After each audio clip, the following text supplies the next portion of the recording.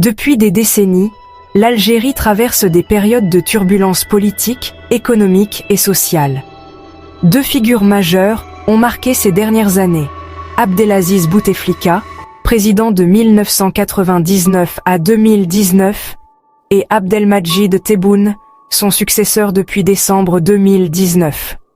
Aujourd'hui, nous allons comparer ces deux mandats en nous appuyant sur des faits, des chiffres et des événements pour comprendre si le pays progresse réellement sous Tebboune ou s'il s'agit simplement d'une continuité de promesses non tenues. Reste bien jusqu'à la fin, car cette comparaison va changer ta vision de l'histoire récente du pays. Pour mieux comprendre, il faut revenir au contexte historique et politique sous Bouteflika qui était particulièrement mouvementé. Bouteflika arrive au pouvoir en 1999 dans un pays encore meurtri par une décennie noire. Et il n'y a pas l'un d'entre nous qui, pendant cette décennie, n'ait été écorché ou blessé d'une manière ou d'une autre. Faut-il pour cela continuer à aller vers un suicide collectif? Non, non, non, 3 fois non. Une guerre civile sanglante qui a coûté la vie à plus de 150 000 personnes, selon les estimations. Dès son investiture, son premier défi est clair, la réconciliation nationale. En 2005, Bouteflika met en place la Charte pour la paix et la réconciliation nationale. Vive l'Algérie, halte au terrorisme, vive l'Algérie, la paix, que la paix nous revienne. On en a assez, on en a assez. On veut de la paix pour cette Algérie. Cette mesure est saluée par certains comme un pas important vers la paix, mais pour d'autres, il s'agit d'une trahison pour toutes les victimes et leurs familles. En dépit de ces éléments, la situation a retrouvé un certain calme. Mais cette stabilité politique cache une réalité économique beaucoup plus fragile. Pendant ces 20 années de présidence, l'économie algérienne repose quasi exclusivement sur les hydrocarbures. Et cette dépendance au gaz et au pétrole s'avère risquée sur le long terme. Bouteflika l'apprendra à ses dépens. En 2014, au plus haut du prix du baril, le PIB algérien atteint environ 213 milliards de dollars selon la Banque mondiale. Une richesse apparente qui masque un taux de chômage autour de 11% et un taux de pauvreté dépassant les 25%. L'économie algérienne traverse alors plusieurs cycles, étroitement liés au prix du pétrole. En 2014, le pays est en croissance, porté par des prix du baril dépassant parfois les 100 dollars. Mais dès 2015, la chute brutale des prix du pétrole, tombée sous les 40 dollars, va mettre en lumière la fragilité du système. Le PIB chute progressivement pour atteindre environ 160 milliards de dollars en 2020, toujours selon la Banque mondiale. La dépendance excessive aux hydrocarbures rend l'économie vulnérable et les tentatives de diversification restent limitées. Par ailleurs, un autre point noir majeur vient entacher le bilan de Bouteflika. Sa gestion est largement critiquée pour son opacité, la corruption et le népotisme. Des scandales éclatent, notamment autour de son frère, Saïd Bouteflika, accusé d'avoir exercé une influence considérable sur les institutions. En 2016, la Constitution est modifiée, permettant à Bouteflika de briguer un 4e mandat, malgré une santé très fragile. Ce contexte alimente une contestation populaire grandissante, qui va précipiter sa chute. En février 2019, sous la pression du mouvement pacifique du Irak, Bouteflika est contraint de démissionner après 20 ans au pouvoir. Ce soulèvement populaire réclame une rupture claire avec le système en place, dénonçant la corruption, le clientélisme et la répression. Un changement profond est exigé par les Algériens. Il n'y a pas d'élection transparente en Algérie, c'est l'administration qui fait tout, c'est des élections truquées. Et que il n'y a pas, pour qu'il y ait des élections transparentes, il faut que l'environnement soit propice, il faut que les partis politiques actifs, il faut que les espaces publics, les espaces puissent être réappropriés par le peuple. Aujourd'hui, il suffit de voir que les médias ils sont fermés, les espaces publics ils sont verrouillés, la presse elle n'est pas indépendante. Comment voulez-vous qu'on puisse aller vers un changement par les urnes? Et ce changement, c'est lui. Abdelmadjid Tebboune qui le promet. Élu en décembre 2019 avec environ 58% des voix, il prend les rênes d'un pays fragilisé. Il s'engage à réformer l'État, à diversifier l'économie et à répondre aux aspirations du Hirak.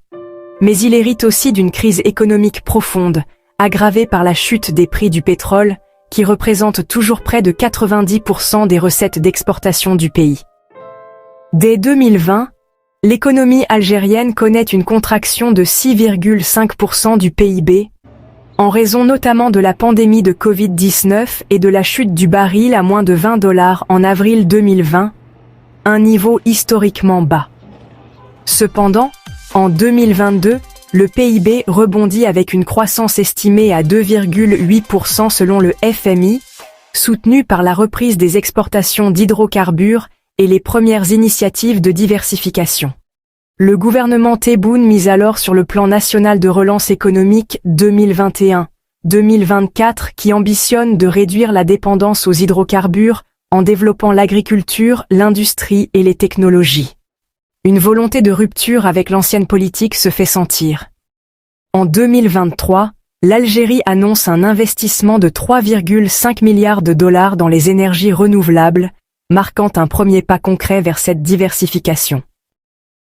Mais malgré ces avancées, le taux de chômage reste élevé, autour de 12,5% en 2023, et la pauvreté touche encore près de 20% de la population, selon le Haut Commissariat au Plan.